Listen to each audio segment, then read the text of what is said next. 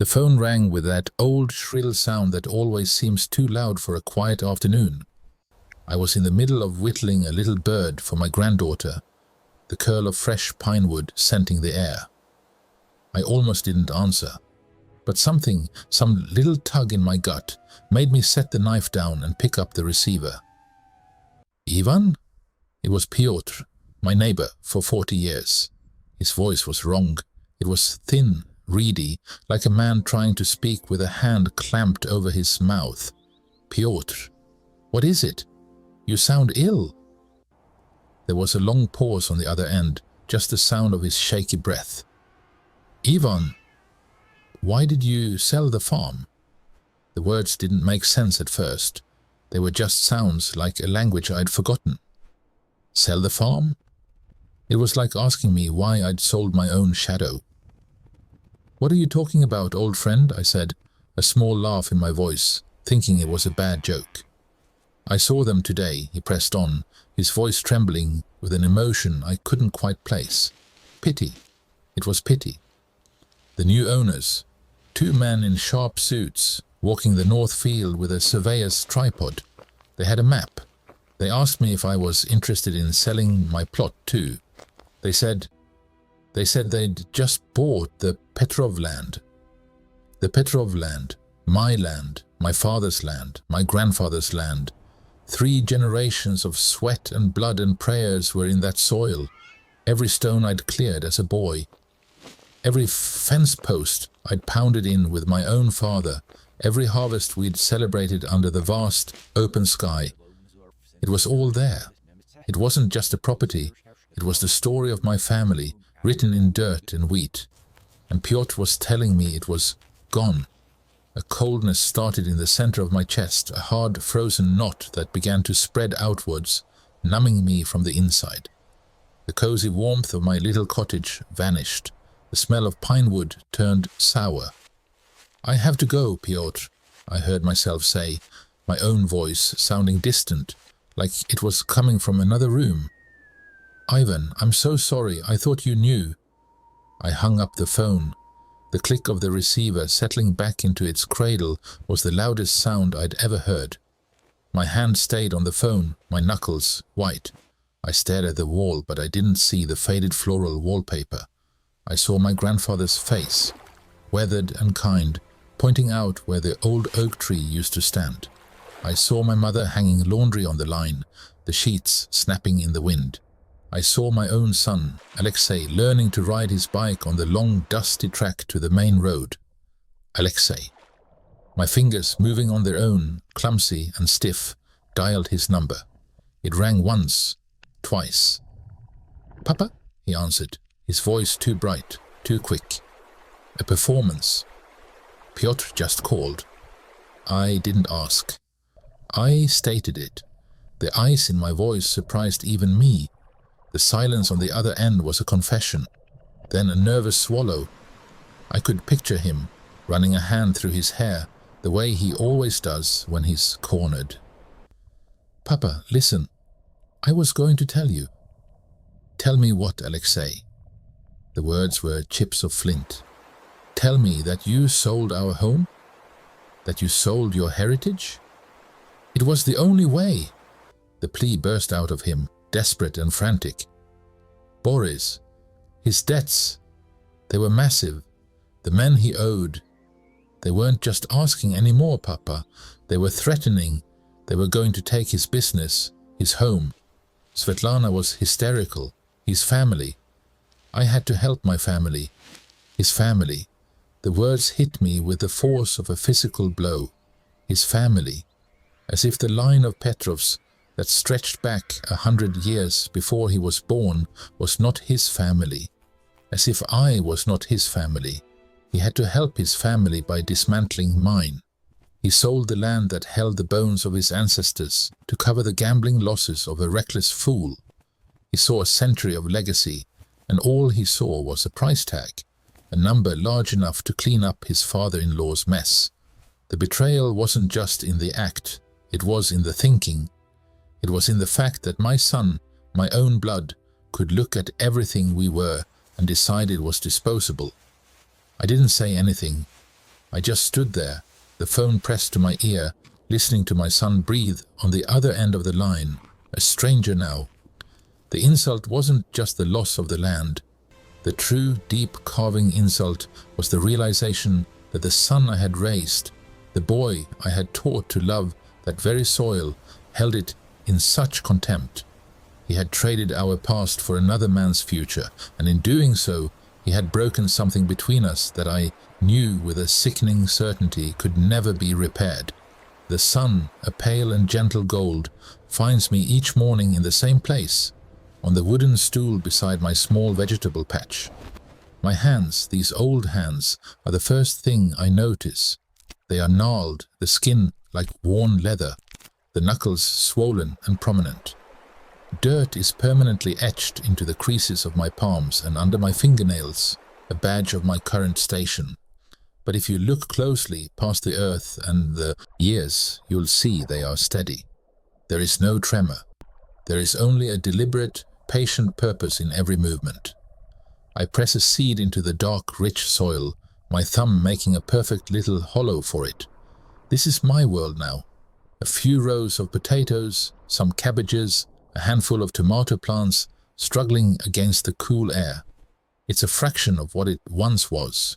From this very spot, I used to be able to look out and see nothing but my own land, rolling out to the horizon, wheat and barley and sunflowers, a sea of green and gold that my father and his father before him had poured their lives into.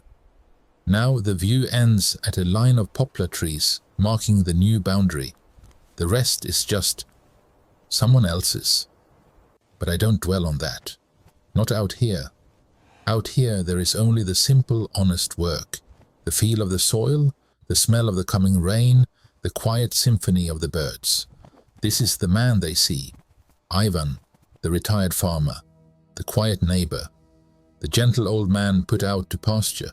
My son, Alexei, he sees it too. When he visits, which is less and less these days, he looks at me with a kind of fond pity. He sees the dirt under my nails and thinks it defines me. He sees me whittling a piece of scrap pine by the fireplace in the evenings, shaping a simple bird for his daughter, and he thinks my mind is as simple as the toy. He sees me content with my small cottage, my garden, my silence, and he believes the story he's told himself, that his father is a relic, a man whose time has passed, whose strength has been leached away by the soil. They all see the same thing, the whole community. They see a man who stepped back from the world, who traded ambition for turnips. They nod respectfully, but their eyes say, he is harmless. He is from another time. They don't see the ledger books. They don't see the long, smoke-filled nights in Moscow offices, the air thick with a scent of cheap cigars and expensive fear. They don't see the negotiations where a single misplaced word could mean not just bankruptcy, but a disappearance. They don't see the empires I built from the rubble of the old system, constructing intricate financial webs with one hand while the other held a knife ready to cut a competitor's throat. They see an old man with dirt under his nails. They don't see the hands that once signed contracts worth hundreds of millions of rubles, that once shook hands with men whose names could make entire ministries tremble. There is a single framed black and white photograph on the mantelpiece in my cottage. It is the only ornament I keep from that other life. In it, I am a young man, perhaps 30. My hair is thick and dark, swept back. I am wearing a sharp Western-style suit that cost more than most men earned in a year. My posture is not of a farmer, but of a predator. Confident, relaxed, with a cold, knowing light in my eyes. I am shaking hands with a powerful man, a deputy minister whose face was once on every news broadcast. We are not friends. It is a transaction, frozen in time. And my grip on his hand is not a greeting, it is a claim. I wasn't always a farmer. I was a wolf in the cutthroat world of post-Soviet commerce. I learned to read men faster than any balance sheet, to sense weakness, to project an unshakable strength that was often a bluff until the moment it wasn't. I made fortunes and lost them and made them again. I built a name that was whispered, not shouted, and then I walked away. I came back here to the land of my father, and I buried that man. I let the soil cover him. I let the quiet soothe him. I became the simple farmer, the gentle grandfather. I let my son believe that was all I ever was. It was a choice, a retirement, a penance perhaps. But a wolf, even an old one, never truly forgets the scent of blood, the feel of the hunt. He just learns to be still. He learns to wait. And these hands, these steady, gnarled hands that tenderly place a seed in the earth, they remember how to hold a knife. They remember how to sign a death warrant for a foolish deal. The dirt is just a disguise. The calm is just a calculation. And the man they see is only the one I have allowed them to see. For now. The silence in my cottage was no longer peaceful. It was heavy, like the air before a summer storm, thick with everything that had been left unsaid. For 2 days I had done nothing but sit with the knowledge, letting it settle in my bones. The farm, my father's farm, my grandfather's farm, sold. The word itself felt like a foreign object lodged in my chest. I had to try. For the memory of my father, for the sweat of 3 generations that had seeped into that soil, I had to try and reason with my own son. I found him in his garage, tinkering with his new German car, a sleek silver thing that already looked out of place in our village. He didn't look up as I approached, just kept wiping the already gleaming hood with a soft cloth. "Alexei," I said, my voice low, "we need to talk about the land." He finally glanced at me, his eyes skittering away almost immediately. "Papa, it's done. The papers are signed. Papers can be unsigned," I said, keeping my tone even, though my hands shoved deep in my pockets were clenched into fists. "There are always ways. A mistake was made. We can fix it. We can tell them there was a misunderstanding, that the owner did not consent." He let out a short, harsh laugh, a sound I didn't recognize coming from him. "The owner? Papa, you gave me the power of attorney. I was the owner for all intents and purposes. I consented. That power was for emergencies, for when I was in the hospital, not for this. This betrayal." The word hung between us, stark and ugly. That's when he straightened up, his jaw setting in a way I'd seen in his mother when she was digging in her heels. This wasn't just my boy anymore. This was a man fortified by his wife's whispers and his father-in-law's looming shadow. "Betrayal," he shot back, his voice rising. "I saved our family, Papa." Svetlana was crying every night. Boris was going to lose everything. His business, their apartment. He was getting threats. Real ones. What was I supposed to do? Let my wife's family be thrown into the street?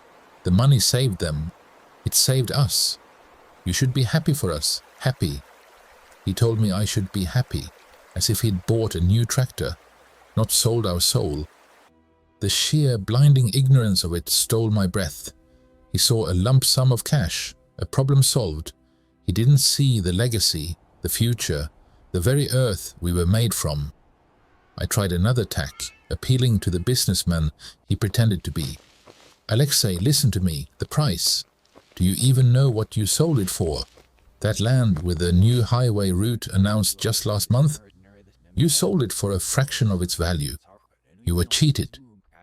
He waved a dismissive hand. It was a fast-track sale. A friendly price for a quick close. We needed the money now, not in 5 years. Boris's creditors weren't going to wait for a highway to be built. The conversation was going in circles, each loop tightening a noose around my heart. I was arguing with a stranger who wore my son's face. The final vulgar punctuation to this disaster came a day later in the form of Boris himself.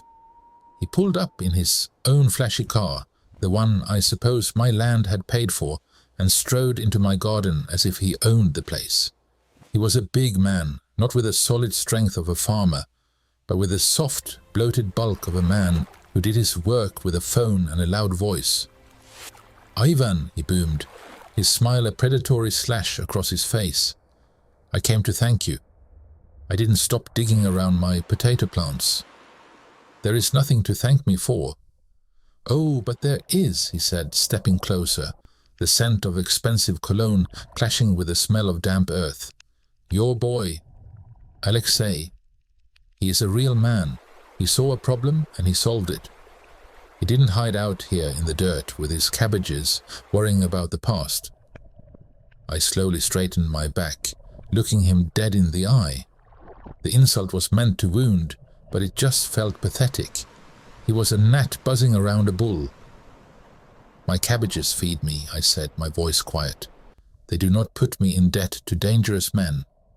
His smile faltered for a second, then returned, wider and more forced. "The debts are cleared, old man. Thanks to him, thanks to your land, it's over." He turned and walked back to his car, leaving the silence of my garden feeling more violated than ever. And in that moment, with a taste of my son's defiance and this fool's gloating still sour in the air, I understood. Reason was a language they no longer spoke. They had moved my family's history like a number on a ledger, a transaction to solve a temporary self-inflicted problem. They saw my life's work as a pile of cash, and in their haste they had sold it for pennies on the ruble to a friendly corporation. They were so proud of their solution. They had no idea they had just set a trap for themselves, and I was the only one who could see the spring about to uncoil. The envelope was thin, official. It felt like a blade in my hands. For days I'd been living in a fog of disbelief, the sting of my son's betrayal a constant low hum in my chest. I'd carried the weight of that phone call with Pyotr like a physical burden, the image of strangers walking my fields, my father's fields, burned behind my eyes. I'd tried to be calm, I'd tried to reason, but now the finality of it all had arrived in my mailbox. I took it to the small worn table in my kitchen, the one where I'd eaten thousands of meals, where I'd taught a young Alexei how to whittle. The sun was setting, casting long, tired shadows across the room. My hands, these old, gnarled farmer's hands, were steady as I slid my thumb under the flap and tore it open. The first thing I saw was the number, the final sale price. It was not just an insult, it was a mockery. A figure so laughably low, so far beneath the land's true potential that it took my breath away. I knew the value of that black earth. I knew about the whispers of the new highway, the development plans that had been circulating for years. My son, in his panicked haste to please his blustering father-in-law, hadn't just sold our heritage. He'd given it away for pennies. A wave of hot, sickening disappointment washed over me. This was the fruit of my life's work, handed over by my own blood to clear the debts of a fool? My eyes, blurred with a bitter frustration, drifted from the damning number down the page. They scanned the legal jargon, the clauses and subclauses, until they landed on the buyer's name. Zvezda Development Corporation. The name sat there, printed in stark black ink. Zvezda. The word means star in Russian. For a moment it didn't register. It was just another faceless corporation, another predator feasting on the desperation of others. But then, like a key turning in a lock I'd forgotten existed, something clicked. Zvezda. A cold, familiar sensation, one I hadn't felt in 30 years, began to uncoil in the pit of my stomach. It wasn't anger. It was sharper, cleaner than that. It was the icy clarity of a chess player who has just seen his opponent's fatal mistake. A smirk, thin and utterly without warmth, touched my lips. It was an expression my face had long since forgotten how to make. I remember. The memories didn't flood back. They simply materialized, fully formed, as if they had been waiting in the shadows of this very cottage all along. The chaotic, wild years after the Soviet Union crumbled, the smell of cheap vodka and expensive cigars in smoke-filled rooms in Moscow, the young, ferociously ambitious man with hungry eyes and a silver tongue, Dmitri Volkov. He had the vision, the drive, but he had no capital. He came to me hat in hand with a proposal for a development company. He wanted to call it Zvezda. And I, the quiet man from the country, with a head for numbers and a reputation for ruthless deals, had listened. I saw the potential in him, the raw, unchecked ambition that could be channeled. I became his silent majority partner. I funded his entire startup. But I was no fool. I never am. I made him sign a document, not a standard partnership agreement. No, this was something more personal, more binding. A founder's agreement written in unassailable legal language, but rooted in the old world understanding of debt and loyalty. It gave me in perpetuity certain irrevocable rights, veto power over major acquisitions, a founder's share of the spoils. It was my insurance policy, my hidden leash on the wolf I was helping to unleash upon the world. I had walked away from that life. I'd come back to the land, to the simplicity of soil and seasons, and I had let that part of me, the financier, the wolf, fall asleep. I had buried that man under years of peaceful routine, and my son, my own son, with his staggering, breathtaking incompetence, had not just sold my past. He had dug it up and sold it directly back to the ghost of that past. He had handed my birthright to a company that was, in a very real and legal sense, still partly mine. The betrayal was now a farce. The anger I had been carrying melted away, replaced by something far more potent, a cold, calculating certainty. They had not simply stolen from an old farmer, they had accidentally awakened him. And he remembered where all the levers of power were hidden. The game was no longer about reclaiming what was lost. It was about revealing the true board upon which we had all been playing. The click in my mind was the sound of a cage door opening, and I was no longer the one inside. The silence in my cottage was always a comfort. It was the silence of the earth after a hard rain, the quiet of a finished day. But today, the silence was different. It was thin, brittle, and into that fragile quiet, the storm of my other life came roaring back. It started with a name on a piece of paper. Zvezda Development Corporation. I read it, and the world didn't tilt. It sharpened. It focused down to that single typed word. Zvezda, the star. And just like that, I wasn't in my cottage anymore. I was in a smoke-filled office in Moscow, the air thick with the smell of cheap cigarettes and expensive fear. It was the 90s. The world had been turned upside down and shaken until all the rules fell out. It was a time for wolves, not for sheep. And I had been one of the wolves. They see me now, my son, his blustering father-in-law. They see an old man with dirt permanently etched into the lines of his hands. They see a man who talks to his tomato plants. They don't see the man who could look another man in the eye and know with absolute certainty the price of his soul. They don't see the man who built fortunes not with a plough, but with a ledger book and a ruthless, calculating mind. I remembered the chaos, the wild, intoxicating scramble for power and property. It was a chess game played with real lives, real empires, and in the middle of that, a young, hungry shark named Dmitri Volkov. He had the ideas, the ambition that burned so bright it was almost a physical heat. But he had no money, no backing. He was all teeth and no bite. I was the bite. I funded Zvezda. I was the silent hand, the majority partner whose name appeared on no public document. I provided the capital that bought the first crumbling factory, that greased the palms of the necessary officials. I built the foundation upon which Dmitri built his glittering public empire. And I was not a sentimental man even then. I knew ambition like his was a dangerous, double-edged sword.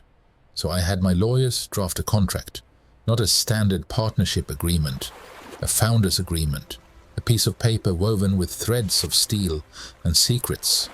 It was a thing of beauty, that contract. It gave me certain irrevocable rights, veto power over major acquisitions, and a clause was a beautiful, brutal clause that entitled me to a founder's share of the spoils, 50% of the net profits, from any major land or asset development the company undertook in perpetuity. It was my insurance policy, my hidden knife. I made him sign it in a room not unlike this cottage, though the view was of a dirty Moscow alley instead of my fields. I remembered the flicker in his eyes, the brief resistance before the realization set in that this was the only way. He signed. I owned a part of his future that day, and my son, my own blood. He sold my land, my heritage, my peace, to that very company, to my company. A cold, mirthless sound escaped my lips, startling in the quiet room. It wasn't a laugh. It was the sound of a lock clicking open after decades. They think this is about a field and a barn, the thought came, clear and sharp as ice. They are children playing with fire in a room full of dynamite, and they don't even know the smell of sulfur.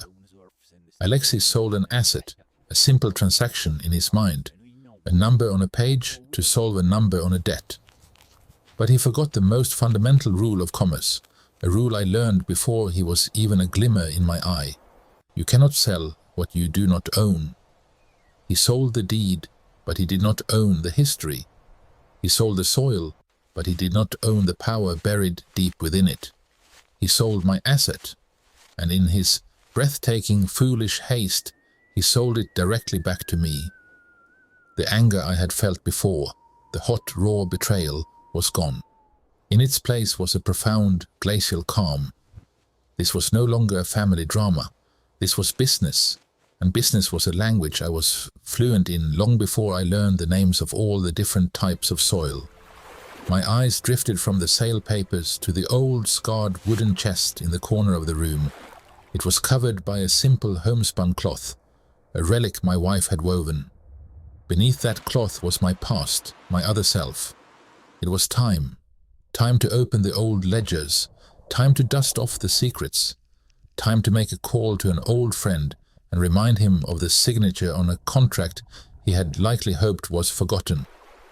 The farmer, with his quiet life and his simple ways, was going back to being a financier. And the wolf, after a long, peaceful sleep, was about to remind the forest who made the rules. The rage didn't boil over. It didn't need to. It was a cold, hard stone in my gut, a weight I could use as an anchor.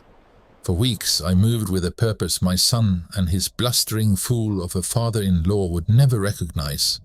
They saw an old man puttering in his garden.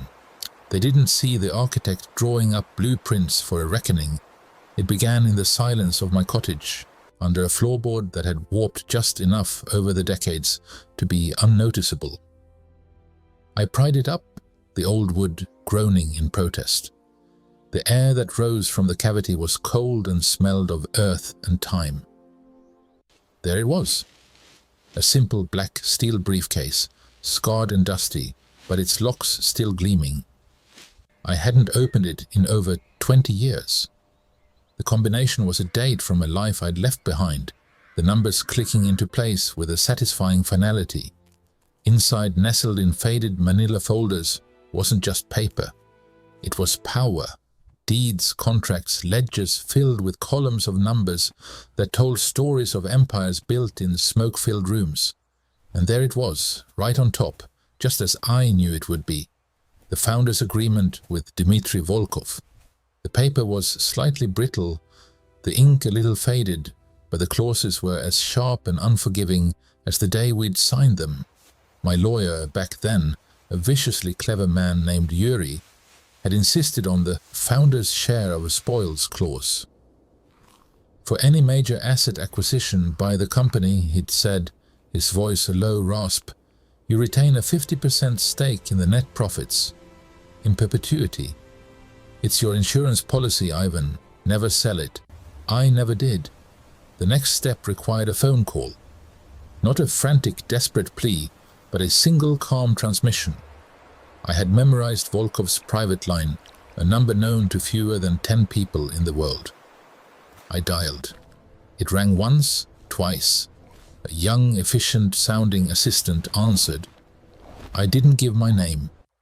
I simply said the code phrase, a line from a poem we'd both loved in our youth, a reminder of a shared ambition that felt like it belonged to another lifetime.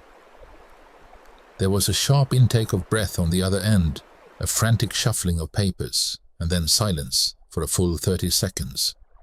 Then his voice. Dmitri Volkov, a man who now commanded boardrooms and headlines, his tone a mixture of awe and sheer, unadulterated fear. Ivan? Is it really you? It's me, Dmitri, I said, my voice even, devoid of emotion. I understand you've recently acquired some new land. My land. He began to stammer an explanation, something about a fast-track sale, a good price. I cut him off. I'm not here to dispute the sale. The paperwork is done.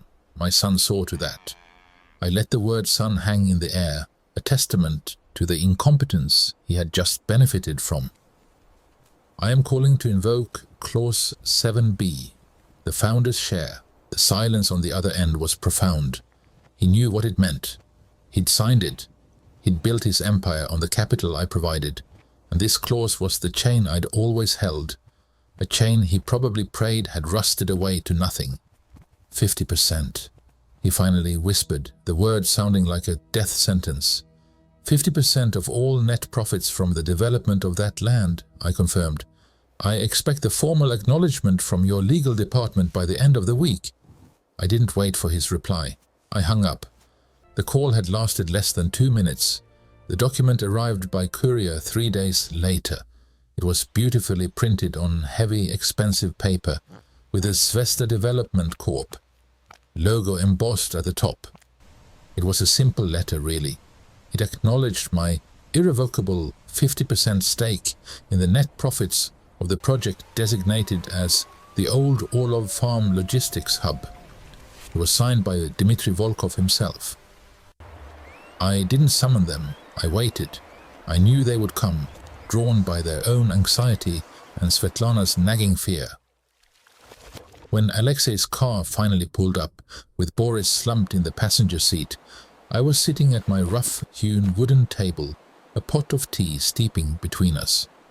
They walked in, full of their usual bluster and defensive excuses. I let them talk for a minute.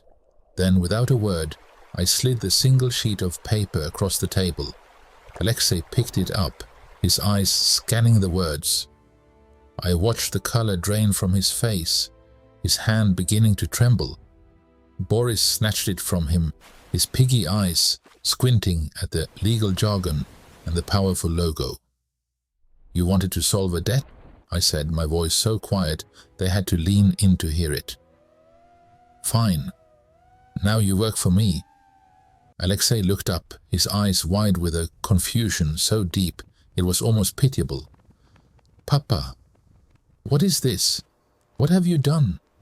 I looked from my son's shattered face to Boris's rapidly paling one.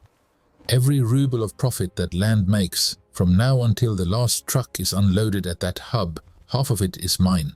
You sold the farm, I said, finally allowing a cold, thin smile to touch my lips. But you just made me your partner. The silence in the room was absolute, broken only by the sound of the document falling from Boris's numb fingers onto the floor. The silence in my small cottage was thick enough to taste, a heavy stew of anger, fear, and the lingering scent of wood smoke. My son, Alexei, and his father-in-law, Boris, sat across from me at my simple wooden table. Boris was still trying to wear his bluster like a cheap suit, but it was fraying at the seams. He'd been pontificating for 5 minutes about the necessity of the sale, about how a real man provides for his family, his voice a grating drone that filled the small space. I let him talk. I simply slid the single sheet of paper across the table. It was the formal notification from Zvezda Development Corp, acknowledging my irrevocable 50% stake in all net profits derived from the development of my former land.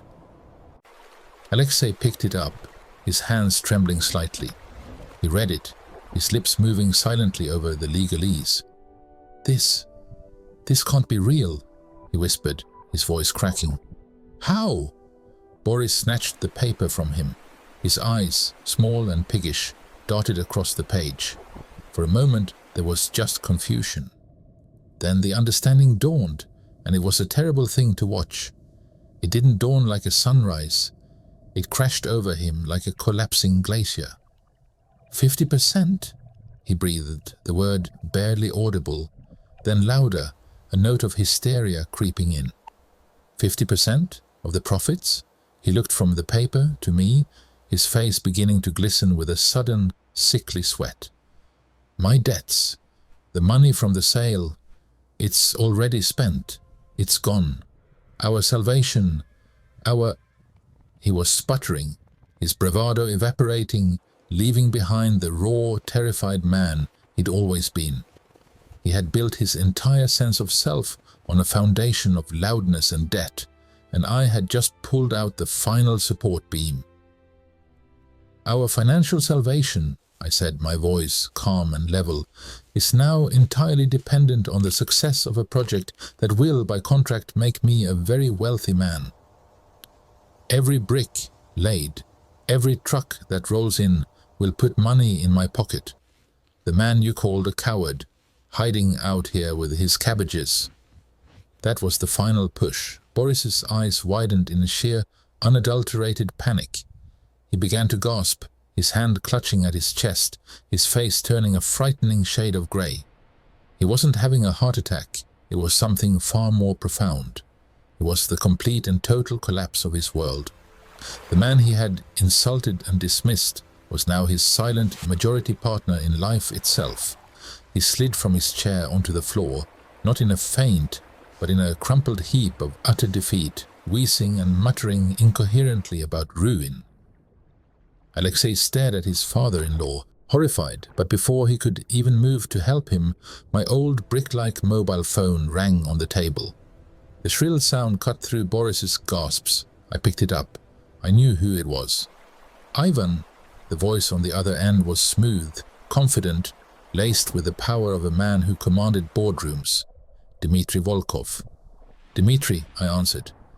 I have the finalized documents here. The legal team confirms it is all in order, just as you stipulated. The founder's share is activated. 50% of net in perpetuity for the land development project. Good, Alexei, I said, my eyes locked on my son. There was a slight pause on the other end, a rare moment of hesitation from a titan of industry. Then Volkov spoke again, and his tone had shifted. It was lower, infused with a deference I hadn't heard in over 20 years. It is good to hear your voice again, sir. The old times. Your guidance was invaluable. The word sir hung in the air, a tangible thing. It wasn't a formality. It was a title earned in the blood-soaked trenches of post-Soviet commerce, a mark of respect from a king to the kingmaker who had put him on his throne. I saw the change in Alexei's face the moment he heard it. He had been staring at the broken form of Boris, but his head snapped toward me. He knew the name Volkov. He'd seen his face in Forbes, read about his palatial estate, his influence. This was not a man who said "sir" to anyone, and in that moment my son truly saw me for the first time, not as the quiet father who taught him to plant potatoes, not as the gentle relic he thought he could placate with weak excuses. He saw the ghost from the black and white photo in my cottage, the man who shook hands with giants. The color drained from his face, leaving him pale and waxen. His mouth fell slightly open. It was more than shock. It was a fundamental rewriting of his entire reality. The simple, forgiving farmer he had betrayed did not exist. In his place was a hidden titan, a wolf who had been sleeping in a sheep's field, and he, my own son, had been foolish enough to kick it awake.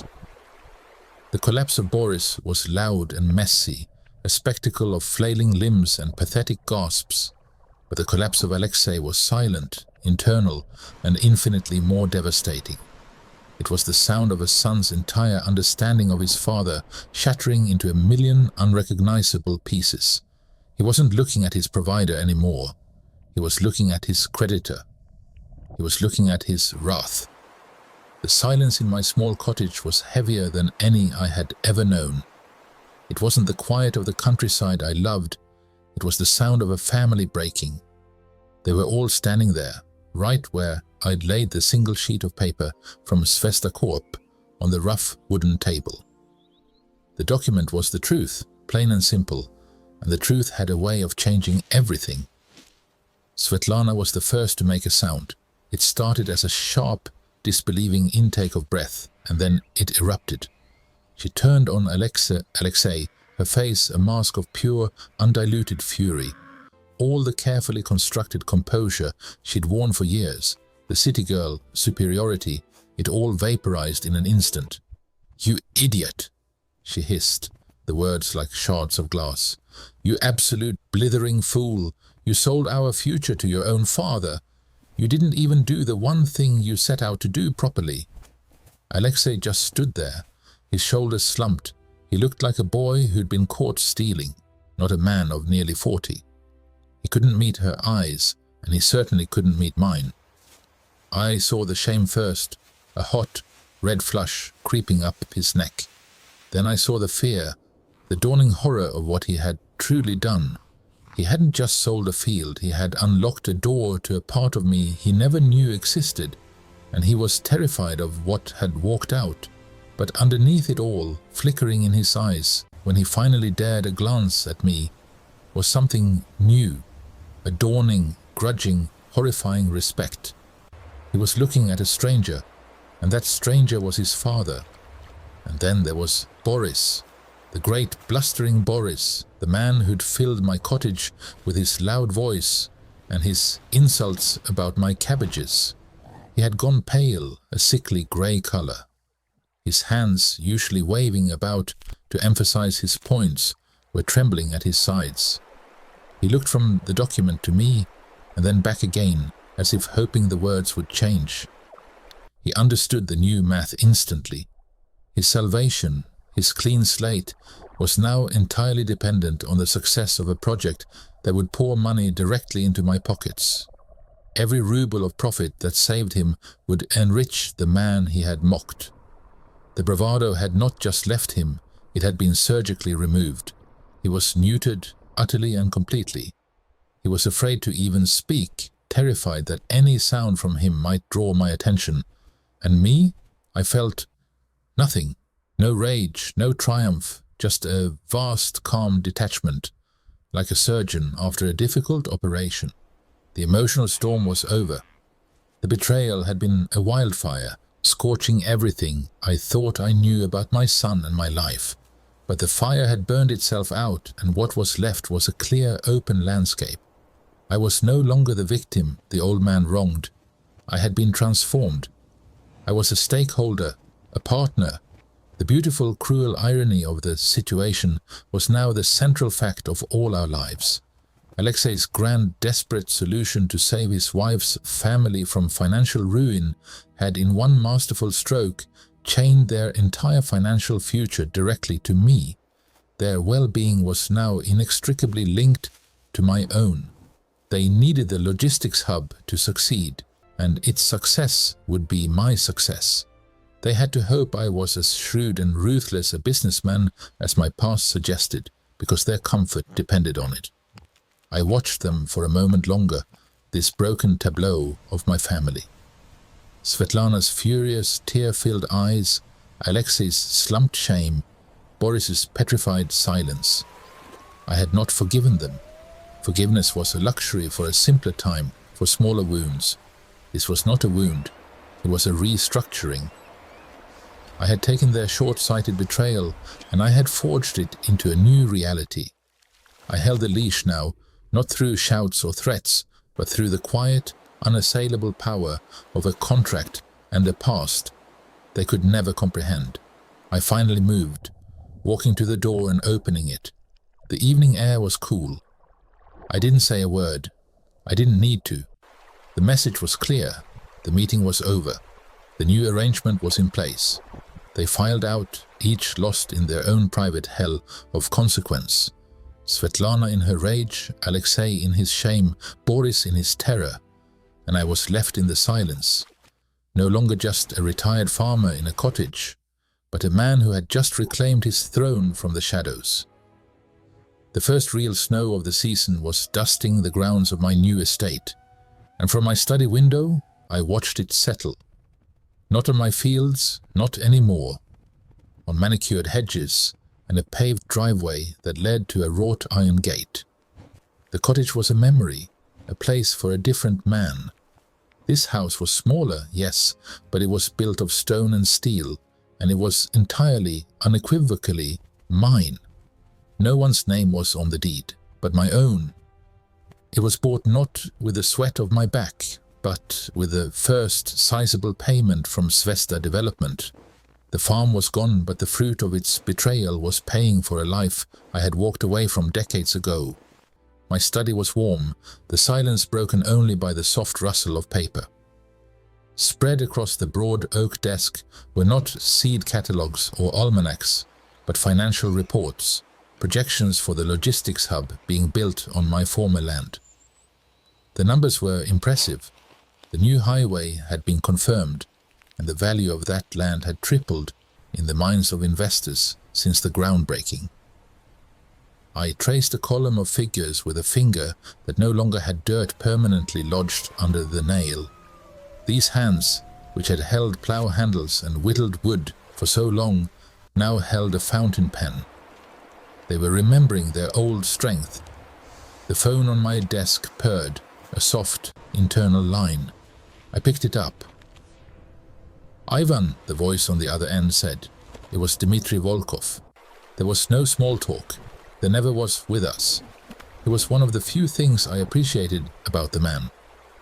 "Dmitri, the quarterly projections for the Novgorod venture are on your secure server. The board is nervous about the interest rate hike. I told them you would have an opinion." "I've already reviewed them," I said, my eyes scanning one of the printed summaries before me. "Their nervousness is a lack of imagination. Tell them to proceed. The numbers work, even with a hike. If they balk, remind them who holds the founder's notes." There was a short, sharp laugh on the other end of the line. "They don't need reminding. Your name still carries a certain chill in some boardrooms, my old friend. It is good to be working with you again." He wasn't my friend. We were allies of convenience, bound by a contract written in a different era, a time of chaos and opportunity. But his deference was genuine. He remembered the wolf I had been, the one who had funded his first shaky steps into the world of commerce. He had seen that wolf reawaken, and he knew better than to mistake it for a tamed dog. "Send me the finalized contracts by the end of the week, Dmitri." I ended the call without ceremony, placing the receiver back in its cradle. The silence returned, but it was a different kind of quiet now. It was the quiet of control, of a mind engaged in its natural element. This was where I belonged, not in a field under the sun, but in a room with numbers and strategies pulling the strings of empires, however small they might seem now. A movement outside the window caught my eye. A familiar car, modest and sensible, pulled up to the gate. It was Alexei. He pressed the intercom, and after a moment's pause, I pressed the button to let him in. I did not go to the door to greet him. I remained at my desk. He entered the study a few minutes later, brushing snow from his shoulders. He looked older than he had 6 months ago. The boyish certainty was gone, sanded away by shame and a hard-learned lesson.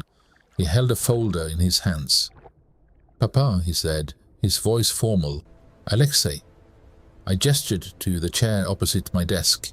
He sat back straight, like a junior executive reporting to his superior. "I have the updated construction timelines from the site foreman," he said, placing the folder on the desk between us. "They are ahead of schedule. The first warehouse will be operational by spring." I opened the folder and glanced at the charts and graphs. "Good. The early leasing agreements are contingent on that date. See that it holds "I will." He hesitated, his eyes flickering around the room, the shelves of books on economics and history, the modern art on the walls, the complete absence of anything that spoke of the farm. "The house, it suits you." "It does," I agreed, closing the folder. There was nothing more to discuss. The business was concluded. He stood, understanding the dismissal. "I'll see myself out." I gave a single slow nod, my attention already returning to the Zvezda reports. He paused at the door, and I could feel the question hanging in the air, the one he could never bring himself to ask. "Can you ever forgive me?" But he was wiser now. He knew some transactions could not be undone. Some sales were final. He left, closing the door softly behind him, and the sound of his car driving away was swallowed by the falling snow. I swiveled my chair back to the window. In the far distance, if I squinted, I could just make out the skeletal steel frames of the new logistics hub rising from the land that had once grown wheat for 3 generations of my family. It was no longer my heritage. It was my asset.